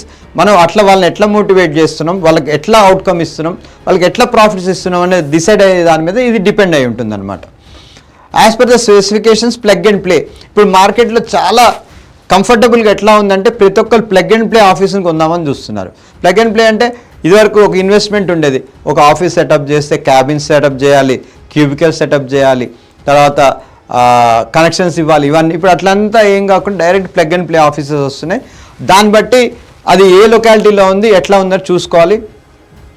ఓన్లీ చూసుకుంటే సరిపోదు, ఆ ఆఫీస్లో యాంపుల్ పార్కింగ్ కూడా ఉండాలి. సో అమ్మేసాం మనం, ఒక 1000 మంది ఉన్నారు ఆ ఆఫీస్లో, దాని దగ్గర పార్కింగ్ ఉందా లేదని కూడా చెక్ చేసుకోవాలి. పార్కింగ్ అనేది చాలా ఇంపార్టెంట్, దాన్ని కూడా అబ్జర్వ్ చేసుకొని అట్లాంటి క్లయింట్స్ని మీరు అప్రోచ్ కావాలి. నెక్స్ట్ వచ్చేసి ఆ ఎమ్యూనిటీస్. మీరు ఆఫీస్ స్పేస్లు చూస్తే ఈరోజు ఖచ్చితంగా ఒక 3 floors మొత్తం క్యాఫిటేరియాలు, అట్లాగే స్పాలు, అట్లాగే డిఫరెంట్ కైండ్ ఆఫ్ స్టాల్స్ వచ్చేసాయి. అట్లాంటిది ఏదో చెక్ చేసుకొని దాన్ని మీరు వర్కౌట్ చేయాలి. నెక్స్ట్ వచ్చేసి రీటైల్ స్పేస్ అంటే ఏంటి? దుకాన్. సింపుల్ చెప్పాలంటే షాప్స్. వాళ్ళు ఒక 200 square feet షాపు, లేకపోతే ఒక 300 square feet షాపు, అట్లా డైరెక్ట్ షాప్స్ కడతారు. షాప్ కట్టేసి అమ్మేస్తారు అనమాట. ఆ సెగ్మెంట్ ఏంటంటే ఎంటర్ప్రీనర్స్కి బాగుంటుంది. ఇది కూడా ఈజీగా బై అండ్ ఈజీగా లీజ్ చేయడానికి అవకాశం ఉంటుంది మనకి. దీని క్రైటీరియా కనుక మనం చూస్తే లొకేషన్ చాలా ఇంపార్టెంట్. అంటే ఏదైతే ఫ్లోటింగ్ జనాలు బాగా తిరుగుతూ ఉంటారో ఆ తిరిగే ఏరియాలలో షాపులు కడితే బాగుంటుందండి. సపోజ్ ఇప్పుడు ఒక షాప్ ఉంది, షాప్ అతను ఏం చేశాడు, తీసుకొని వెళ్ళేసి ఎగ్జాంపుల్ చూద్దాం మనం, ఎక్కడో షాద్నగర్లోనో లేకపోతే రాజాపూర్ అనే ఒక ఊర్లోనో అక్కడ కట్టారు. ఆ కట్టడం వల్ల అక్కడ షాపింగ్ నడవదు కదా. సో ఆ లొకేషన్ అనేది చాలా ఇంపార్టెంట్గా చెక్ చేసుకోవాలి. యాక్సెసిబిలిటీ ఎందుకు చాలా ఇంపార్టెంట్ అంటే, మనం ఒక షాప్ కట్టిన తర్వాత వాళ్ళు ఇమీడియట్గా రావడానికి అనుకువగా ఉండాలి. మీరు ఎక్కడో షాపు కడితే అతను ఒక వెహికల్ వేసుకొనో, ఈరోజు మీరు అబ్జర్వ్ చేస్తూ ఉన్నారు కదా, ట్రాఫిక్ అనేది విపరీతంగా ఉంది. ఒక షాపుకి రావడానికి అతను ఒక కారు తీయటమో లేకపోతే ఒక వెహికల్ తీసుకొని అక్కడ దాకా వచ్చేసి అక్కడ కొనాలి అంటే ఇబ్బంది పడతారు. సో యాక్సెసిబిలిటీ అంటే ఒక బస్ స్టాప్కి నియర్ బై, లేకపోతే ఒక రైల్వే స్టేషన్ లేదా ఒక మెట్రో స్టేషన్కి దగ్గరగా ఉండేటట్టు చూసుకోవాలి.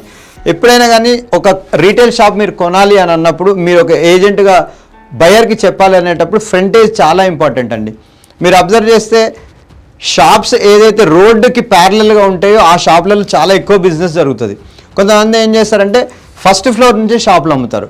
ఆ ఫస్ట్ ఫ్లోర్ అమ్మేటప్పుడు చాలా ఆ ప్రాబ్లం ఏంటంటే ఫస్ట్ పార్కింగ్ ఉండదు, కస్టమర్ ఆగడు, ఆగిన తర్వాత పార్కింగ్ ఎత్తుక్కోవాలి, ఈలోపు ఎవరు వచ్చి పోలీస్ చలాన్ వేసేస్తాడు, ఆ చలాన్ వల్ల వీడికి ఒక బాధ. ఇవన్నీ కాకుండా అదే డైరెక్ట్ ఉందనుకోండి, డైరెక్ట్ వెళ్ళేసి తీసుకుంటారు. ఫ్రంటేజ్ అనేది చాలా ప్రిఫరెన్స్ ఉంటుంది, అది చాలా మంచిగా మీరు ఎక్స్ప్లెయిన్ చేయాలి. పార్కింగ్ ఉన్నది లేనిది కూడా చాలా క్లియర్గా చూపించాలి. సార్ ఇగో ఈ షాప్ కనుక మీరు కొంటే ఇగో ఇక్కడ మనకు పార్కింగ్ వస్తుందని చూపించగలరు. ఎంత క్లారిటీగా ఇదైతే లొకేషన్, యాక్సెసిబిలిటీ, ఫ్రంటేజ్, పార్కింగ్ ఇవన్నీ ఉంటాయో ఉన్న చూసిన తర్వాత వాళ్ళకి చాలా క్లియర్గా వచ్చేస్తుంది అనమాట. హైట్, మెజైన్ అంటే పార్కింగ్ స్లాట్లలో ఈ మధ్య ఒక 2 పార్కింగ్ ఇచ్చేటట్టు కూడా చేస్తున్నారు. ఆ హైట్ కూడా మీరు అబ్జర్వ్ చేసి అది మనం క్లయింట్స్కి చెప్పాలన్నమాట. స్టోరేజ్ అంటే ఇప్పుడు ఒక షాప్ ఉంది, ఆ షాప్కి సంబంధించిన స్టోరేజ్ ఏది ఉందో కూడా క్లియర్గా నెట్ ఏరియా ఏంటనేది కూడా మనం ఎక్స్ప్లెయిన్ చేయాలి. Access to transportation and vendors అంటే మనం ఓన్లీ కస్టమర్స్ వచ్చి కొనుక్కుంటారంటే సరిపోదండి. మన ఏదైతే షాప్లో ఉన్న ప్రోడక్ట్ ఉంది కదా, ఆ ప్రోడక్ట్ని కూడా ఎవరు సప్లై చేస్తున్నారు, వాళ్ళకు కూడా యాక్సెస్ ఉందా లేదా అనేది కూడా మనం చెక్ చేసుకోవాలి. రీటైల్ స్పేస్లో వచ్చేసి next showroom, F&B, food and beverages చూస్తాం కనుక ఇక్కడ సెగ్మెంట్ ఎంటర్ప్రెన్యూర్స్, అట్లాగే బై అండ్ అవుట్ చాలా ఈజీగా ఉంటుంది, లీజ్ ఆప్షన్ కూడా. లొకేషన్ ప్రిఫరెన్స్ ఇందాక చెప్పుకున్నట్టే. బ్రాండ్ వాల్యూ అంటే ఏదైనా ఒక కంపెనీ కడుతున్నారు అనుకోండి, ఇప్పుడు మన హైదరాబాద్లో చూద్దాం, హైదరాబాద్లో మాల్స్ ఉన్నాయి. మాల్స్ ఏంటి, ఒకటి ఇప్పుడు ఫోరం మాల్ ఒకటి ఉంది, GVK1 ఒకటి ఉంది, అట్లాగే చాలా AMB మాల్ ఉంది, ఇప్పుడు లేటెస్ట్గా సత్యం మాల్ వచ్చింది. ఇవన్నీ కూడా ఆ మాల్స్ యొక్క కెపాసిటీ బట్టి దాన్ని అప్రోచ్ అయితే మనకి ఈజీగా సేల్ చేయడానికి అవకాశం ఉంటుంది. మనకి స్క్వేర్ ఫుటేజ్, ఎప్పుడైతే షాప్ అనేది ఉందో ఒక ట్రయాంగిల్ గానో లేకపోతే ఒక క్రాస్గా ఉందనుకోండి, మన అమౌంట్ స్పెండ్ చేయడం ఎక్కువ అవుతుంది. కానీ అది ఒక షేప్ అంటే ఒక రెక్టాంగిల్ కానీ ఒక స్క్వేర్ షేప్ లేకపోవడం వల్ల అమౌంట్ స్పెండ్ చేసింది మనకి యూటిలైజేషన్ ఉండదు. మీరు క్లయింట్కి ఎక్స్ప్లెయిన్ చేసేటప్పుడు ఆ నెట్ ఏరియా అనేది ఏది ఉంటుందో, ఆ మ్యాటింగ్ ఏరియా ఉంటుందో, ఆ మ్యాటింగ్ ఏరియా చెప్పాలి. అంటే సార్ మన దగ్గర ఏదైతే బిల్డర్ దగ్గర మనము రీటైల్ షాప్ కొంటున్నామో ఆ కొనిన దాని దగ్గర నెట్ ఏరియా చూడండి, మీరు ఎక్కడ కూడా వేస్ట్ లేదని చూపించగలగాలి. చూపిస్తే అతనికి కస్టమర్కి ఎట్లా ఉండాలి అంటే, కస్టమర్ ఏదైతే ఎక్స్పెక్ట్ చేస్తున్నాడో అవన్నీ కూడా మీ కళ్ళ ద్వారా అంటే మీరే ఒక కస్టమర్ ద్వారా చూసుకొని ఇవన్నీ కనుక చెక్ చేసుకొని హోంవర్క్ చేసుకొని మీరు వెళ్తే ఆటోమేటిక్గా ఎవరైతే కస్టమర్ దగ్గర వెళ్ళామో అతను ఈజీగా కొనడానికి అవకాశం ఉంటుంది. యాక్సెసిబిలిటీ అనేది మంచిగా ఉండాలి, బ్రాండింగ్ ఉండాలి, అట్లాగే హైట్ ఇందాక చెప్పినట్టు పార్కింగ్ లెవెల్ అంతా కరెక్ట్గా ఉండేటట్టు చూసుకోవాలి మీరు. స్టోరేజ్ ఇందాక చెప్పుకునేలాగా అది కూడా క్లారిటీ ఉండాలి మనకి. Access to the transportation and vendors same. Next వచ్చేసి ఫ్రాక్షనల్ ఇన్వెస్ట్మెంట్ అండి. మనం ఫ్రాక్షనల్ ఇన్వెస్ట్మెంట్ ఇందాక చెప్పుకున్నాము. దాని క్రైటీరియా ఏంటంటే risk taking appetite. Risk taking appetite అంటే ఒక 1000 స్క్వేర్ ఫీట్ కొందాం అనుకున్న తర్వాత అది ఒక 2 crores ఉంది ప్రాపర్టీ. ఆ 2 crores మనకి ఏ ఏరియాలో మన ల్యాండ్ అనేది మనకు తెలియదు, కానీ ప్రాపర్టీ మాత్రం మన పేరు మీద ఉంటుంది. ఒక 10 మంది మనలాంటి సేమ్ మెంటాలిటీ ఉన్న వాళ్ళు కావాలి. ఒక గ్రూప్ ఉన్నారు, ఒక 10 members కలిశారు. కలిసి ఆ డెసిషన్ తీసుకునేటప్పుడు మేబీ ఏదైనా ఇబ్బంది పడినా ఆ రిస్క్ తీసుకునే ఒక క్యాలిబర్ మనకు ఉండాలి, రిస్క్ తీసుకునే మెంటాలిటీ కూడా ఉండాలి మనకి. కానీ ఇబ్బంది ఏమి ఉండదు, కానీ అట్లా అప్రోచ్ అయ్యి ఆ ఫ్రాక్షనల్ ఇన్వెస్ట్మెంట్ అనేది కొంచెం రిస్క్ అనిపిస్తుంది, అలాగే ప్రాఫిటబుల్గా కూడా ఉంటుంది. కానీ అక్కడ సిచ్యువేషన్ బట్టి మీరు డిసిషన్ తీసుకోవాలి. దానికి కూడా ఎనీ ఇన్వెస్ట్మెంట్ అండి, వర్టికల్ ఏదైతే ఈ వర్టికల్ కమర్షియల్ వర్టికల్, అట్లాగే షాప్స్, F&Bs ఇవన్నీ కూడా చాలా లొకేషన్ ప్రయారిటీ ఉండాలి. ఆ లొకేషన్ ప్రయారిటీ లేదు అనుకుంటే ఆటోమేటిక్గా మనం పెట్టిన డబ్బు మనం అనుకున్న ఎక్స్పెక్టేషన్ ప్రకారం రిటర్న్ ఆన్ ఇన్వెస్ట్మెంట్ ఉండదు. రిటర్న్ ఆన్ ఇన్వెస్ట్మెంట్ అంటే మనం ఒక 1 crore పెట్టాము, మనకు ఒక 60,000 వస్తుందా రెంట్, 70,000 వస్తుందా రెంట్ అనేది అబ్జర్వ్ చేసుకోవాలి. ఒకవేళ రెసిడెన్షియల్ కనుక మీరు అబ్జర్వ్ చేస్తే కస్టమర్కి ఎక్స్ప్లెయిన్ చేసేటప్పుడు, సార్ ఒక 1 crore పెట్టి కనుక మీరు ఒక రెసిడెన్షియల్ అపార్ట్మెంట్ మీరు ప్రాపర్టీ ఇప్పిస్తే అది ఒక 25% రిటర్న్ ఆన్ ఇన్వెస్ట్మెంట్ స్ట్రెచ్ చేస్తుంది. అంటే ఒక 1 crore అపార్ట్మెంట్ కొంటే 25,000 నుంచి 30,000 స్ట్రెచ్ చేస్తుంది సార్. అదే కనుక మీరు కమర్షియల్ కొన్నారు అనుకుంటే, అంటే ఏ వర్టికల్ అయినా కానీ ఆ వర్టికల్ మీ మీద డిపెండ్ అయి ఉంటుంది. నేను ఎక్కువ దేనికి కనెక్ట్ అవుతున్నా, నేను హౌసింగ్ కనెక్ట్ అవుతున్నా, రెసిడెన్షియల్ కనెక్ట్ అవుతున్నానా, కమర్షియల్ కనెక్ట్ అవుతున్నానా. అయితే ఈ కమర్షియల్ అడ్వాంటేజ్ ఏంటంటే 50 to 70% రిటర్న్స్ ఉంటాయండి. రెంట్స్ అంటే ఒక 1 crore రూపాయలు ఎవరైనా ఇన్వెస్ట్మెంట్ చేశారనుకోండి, అరౌండ్ 50,000 నుంచి 70,000 దాకా ఉంటాయి. చాలామంది ఏం చేస్తారంటే, సరే మనము 25,000 పెట్టి అపార్ట్మెంట్ కొనటం ఎందుకు, అదే కమర్షియల్ కొన్నామంటే రేపు అదొక ఇన్కమ్ సోర్స్ అవుతుంది కదా అని ఆలోచిస్తారు. చాలామంది ఉంటారు. ఆ చాలామంది ఏదైతే ఉన్నారో మీ కమర్షియల్ కనెక్ట్ అవుతుంది కాబట్టి అట్లాంటి వాళ్ళని అప్రోచ్ అయ్యి ఆ రిటర్న్ ఆన్ ఇన్వెస్ట్మెంట్ చాలా క్లియర్గా ఎక్స్ప్లెయిన్ చేయాలి. మీరు అప్రిసియేషన్ ఆబ్వియస్గా ఉంటుందండి. కమర్షియల్ స్పేస్ ఎప్పుడైతే కొంటామో అక్కడ రెంటల్ వస్తూ ఉంటుందో ఒక 4 years 5 years ఒక సిస్టమ్ ప్రకారం ఒక రెంట్ నడుస్తుంది. తర్వాత అప్రిషియేట్ అవుతుంది. అప్రిషియేట్ అయినప్పుడు ఖచ్చితంగా అప్రిసియేషన్ అవుతుంది అనేది మీరు వాళ్ళకి ప్రొజెక్షన్ ఇవ్వాలి. అట్లాగే టార్గెట్ ఆడియన్స్ వాళ్ళకి చెప్పేటప్పుడే ముందే మీరు చెప్పాలి. ఏం చెప్పాలి, కమర్షియల్ స్పేస్ తీసుకుంటున్నాం సార్, ఇది ఫ్రాక్షనల్ ఇన్వెస్ట్మెంట్లో తీసుకుంటాం, దాన్ని ముందే లీజ్కి ఇచ్చేయాలి. ఎందుకంటే మనం కొనే 1000 square feetలో నీ 100 square feet ఎక్కడ అనేది నువ్వు ఐడెంటిఫై చేయలేవు, ఎందుకంటే నువ్వు అక్కడ షాప్ కూడా పెట్టలేవు. సో అది క్లియర్గా ఆ మెంటాలిటీ ఉన్న వాళ్ళకి మనం చూపించామంటే ఖచ్చితంగా మనకి అది సేల్ అవుతుంది. ఇక్కడ ఉన్న ఇప్పుడు మిలేనియల్స్ అందరు కనుక అబ్జర్వ్ చేస్తే వాళ్ళందరూ ఆలోచన ఎట్లా ఉందంటే, రెసిడెన్షియల్ పోయేదానికంటే ఒక కమర్షియల్ పోతే, ఎగ్జాంపుల్ చెప్తున్నా అండి, ఇప్పుడు ఒక 10 లక్షల రూపాయలు ఇన్వెస్ట్మెంట్ పెట్టారు, 8,000 రూపీస్ రెంట్ వస్తుంది. ఆటోమేటిక్గా మీరు 8,000 రెంట్కి ప్రిఫర్ ఇస్తారా, 10 లక్షలు తీసుకెళ్ళి ఇంకెక్కడ ఇన్వెస్ట్మెంట్ చేస్తారా? చేయరు కదా. ఎందుకంటే 10 లక్షల రూపాయలకి 8,000 రెంట్ అంటే మంచి రెంట్ వస్తుంది అనమాట. అంటే ఇప్పుడు న్యూ ఏజ్ ఇన్వెస్టర్స్ మొత్తం కూడా అట్లాగే చూస్తున్నారు.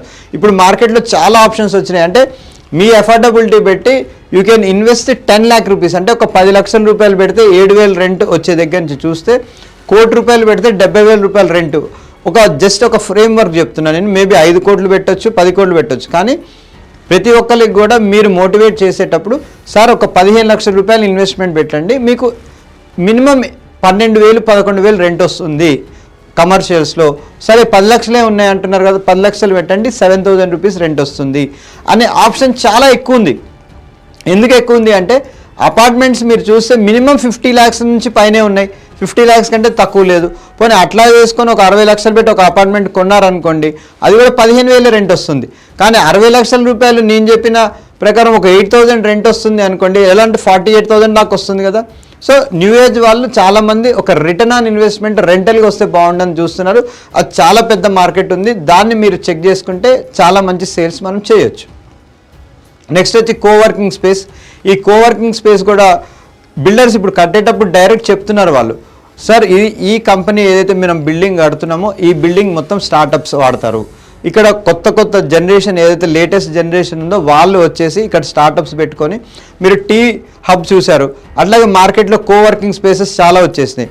వాళ్ళు ఏంటంటే రెడీ చేసేస్తారు, స్టార్టప్ కంపెనీలకు ఇచ్చేస్తారు. ఆ స్టార్టప్ కంపెనీ వాళ్ళు దానిలో స్టార్టప్ ఐడియాస్ కానీ అవన్నీ చేస్తారు. లొకేషన్ సేమ్, ఇది కూడా చాలా ఇంపార్టెంట్. కమర్షియల్ అంటే మీరు గుర్తుపెట్టుకోవాల్సింది కంప్లీట్గా లొకేషన్, ఆ లొకేషన్ ద్వారానే బిజినెస్ అవుతుంది. రెసిడెన్షియల్ అంటారా, మీరు 20 కిలోమీటర్లు 30 కిలోమీటర్లు ఎక్కడ వెళ్ళినా ప్రాబ్లం లేదు. కమర్షియల్ అనగానే వెదర్ ఇది రెంట్కి వెళ్తుందా లేదా అనేది మీరు అబ్జర్వ్ చేయాలి. ఎమ్యూనిటీస్ వచ్చేసి printers, rest rooms, board rooms ఇవన్నీ కూడా కంపెనీయే. అంటే ఇదివరకులాగా ఒక షాప్ కొనుక్కున్నాము మనం, దీనికి అంత ఫెసిలిటీస్ మనం ఎట్లా ఇవ్వాలని అట్లా ఏం లేదు. ఇప్పుడు ఈ కోవర్కింగ్ స్పేస్లో కూడా వాళ్ళు ఏమంటున్నారు, మేము ఏదైతే మీకు ఛార్జ్ చేస్తున్నామో, మీకు ఛార్జ్ చేసిందల్లా ఈ ఫెసిలిటీస్ అన్ని మేమే ఇచ్చేస్తున్నామని చెప్తున్నారు అనమాట. సో అది కూడా మీకు ఇబ్బంది ఏం లేదు. ప్లగ్ అండ్ ప్లే సెటప్ కూడా వాళ్ళే చేస్తున్నారు. ఆ ఈజ్ ఆఫ్ డూయింగ్ బిజినెస్ అంటే ఇదే అండి. అంటే ఒక వ్యక్తి నేను వెళ్ళాను అని అనుకుంటే నాకు అన్ని ఫెసిలిటీస్ ఇస్తున్నారు, అంత ప్లగ్ అండ్ ప్లే సిస్టమ్ వచ్చేసింది మనకి. నెక్స్ట్ వచ్చేసి ప్రైవసీ అండ్ సెక్యూరిటీ. మొత్తం ఇప్పుడు సెక్యూరిటీ సిస్టమ్స్ అంతా చాలా ఎక్సలెంట్ వచ్చేసినాయి. మీరు అబ్జర్వ్ చేస్తే గేట్ దగ్గర నుంచి ఆఫీస్ వచ్చేదాకా వితౌట్ ఎనీ, అంటే ఒక్క సెక్యూరిటీ చెక్ అనేది మ్యాండేటరీ అనమాట.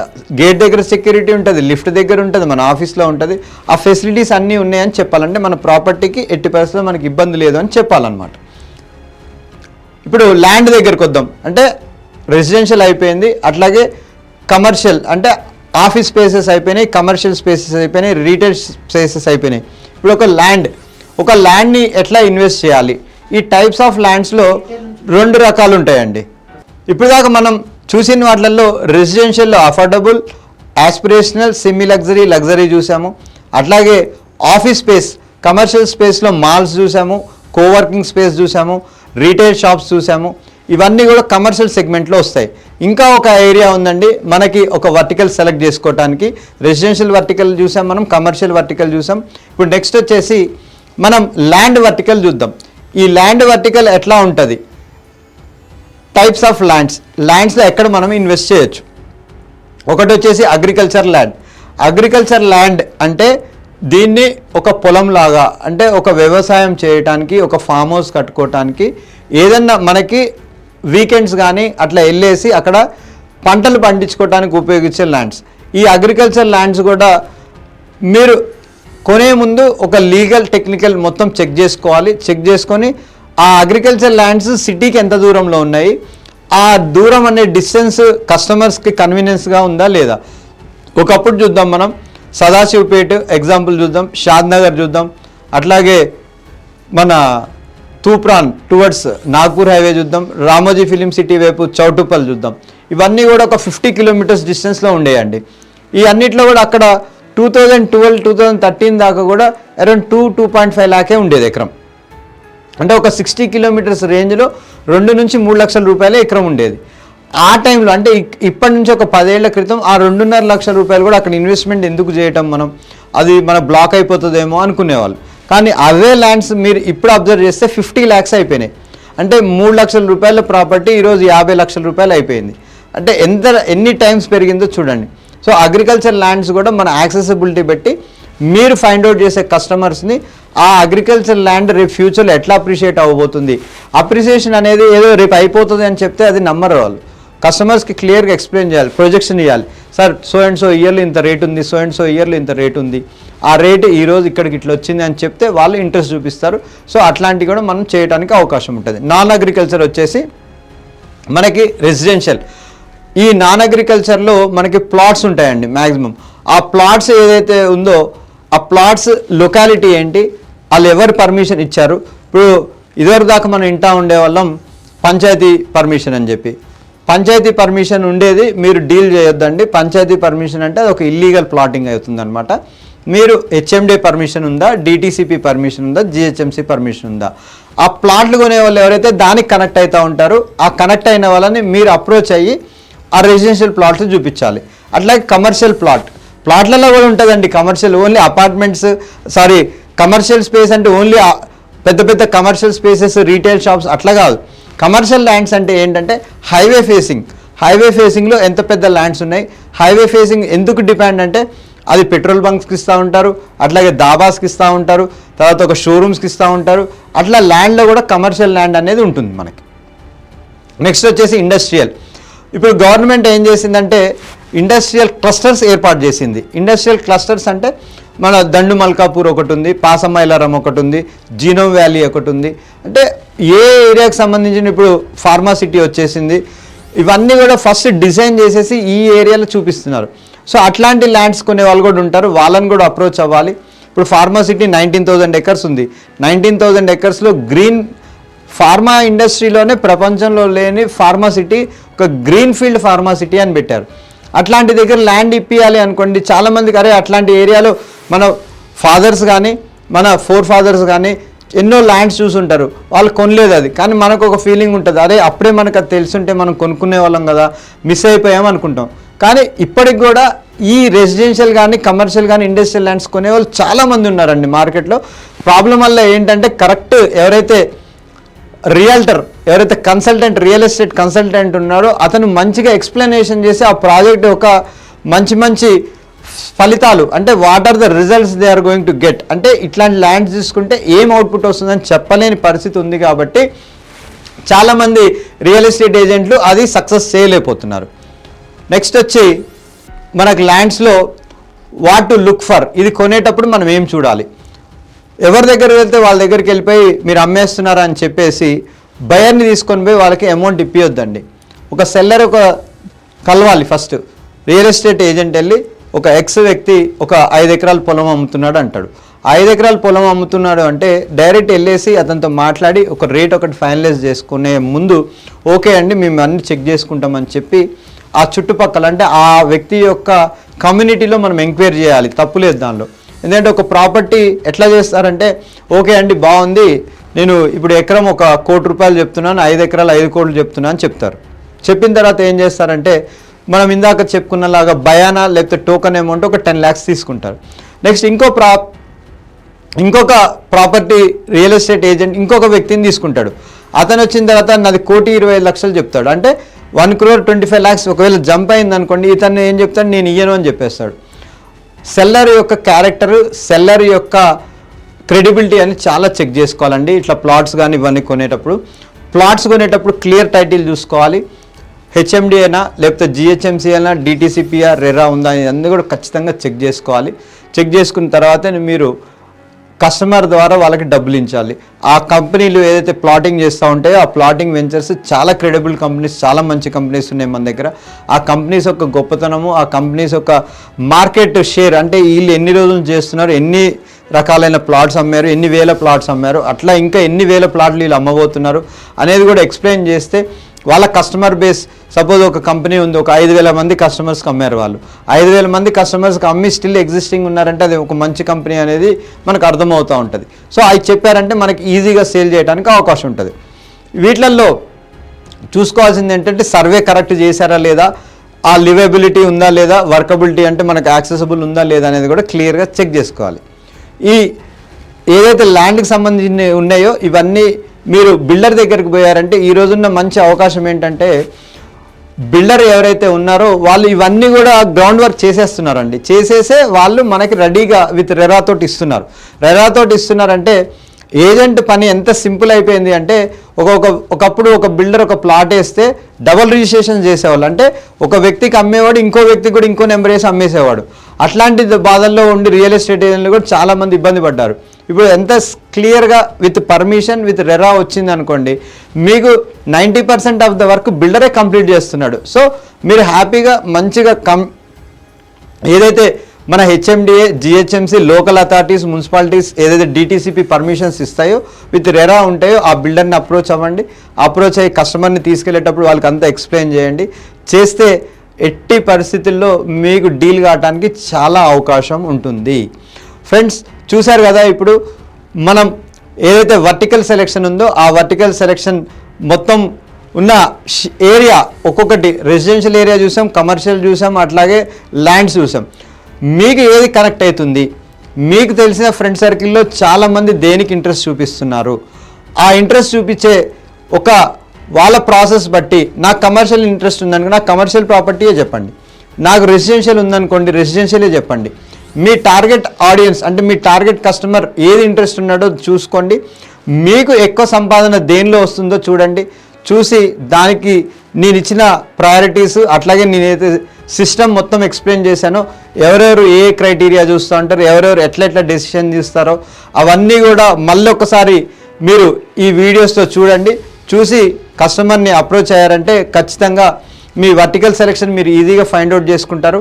అట్లాగే ఆ వర్టికల్ సెలెక్షన్ సెలెక్ట్ అయిన ఏదైతే కస్టమర్ ఉన్నారో క్రైటీరియా మ్యాచ్ అయిపోతుంది. దానివల్ల ఈజీగా క్లోజ్ చేయడానికి కూడా అవకాశం ఉంటుంది. Thank you very much friends.